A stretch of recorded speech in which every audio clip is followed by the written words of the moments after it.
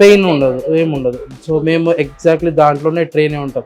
So దీంట్లో anatomy based ఉంటుంది కాబట్టి ఈచ్ అండ్ ఎవ్రీ ఏదైనా సరే, each and every bone, every joint, దాని లిగమెంట్ ఎక్కడి నుంచి వస్తుంది, ఎలా ఉంటుంది అనేది దాన్ని బట్టి మేము ట్రీట్మెంట్ చేస్తాం. అంటే ఇలాంటి ప్రాబ్లమ్స్ ఉన్న వాళ్ళకి సాధారణంగా అక్కడ మనం సర్జరీ చేయాలి, ఇక్కడ స్కిన్ లేదు, ఇక్కడ బోన్ లేదు అని చెప్తారు కదా, అది మళ్ళీ ఎట్లా సాధ్యమవుతుంది? అగైన్ డిపెండ్స్, కండిషన్ మీద డిపెండ్ అయి ఉంటుంది. ఇప్పుడు ఎలా ఉంటుంది అంటే స్కోలియోసిస్ పేషెంట్స్ ఉంటారు అండ్ బ్రిస్ట్ జాయింట్స్ మొత్తం యాంకిల్ ట్విస్టెడ్ ఉంటుంది, క్లా పేషెంట్స్ ఉంటారు. సో వీళ్ళందరికీ ఎలా అంటే స్ట్రెచింగ్ ఓన్లీ జాయింట్ దగ్గర పట్టుకొని మేము మ్యానిపులేషన్స్ ఇస్తాం. సో జస్ట్ ఇలా ఈ మూమెంట్స్ చేసి దెన్ మేము వాటిని రిలీజ్ చేస్తాం. సో పర్టికులర్ సెషన్స్ ఉంటుంది. సో డిస్క్ బల్జ్ కేసెస్ కానీ, స్కోలియోసిస్ కేసెస్ కానీ, స్ట్రెచ్ వెన్నుపూస మొత్తం వంకరు ఉన్న వాళ్ళకి ఈ స్ట్రెచ్ హెల్ప్ అవుతుంది, కైరోప్రాక్టిక్ హెల్ప్ అవుతుంది.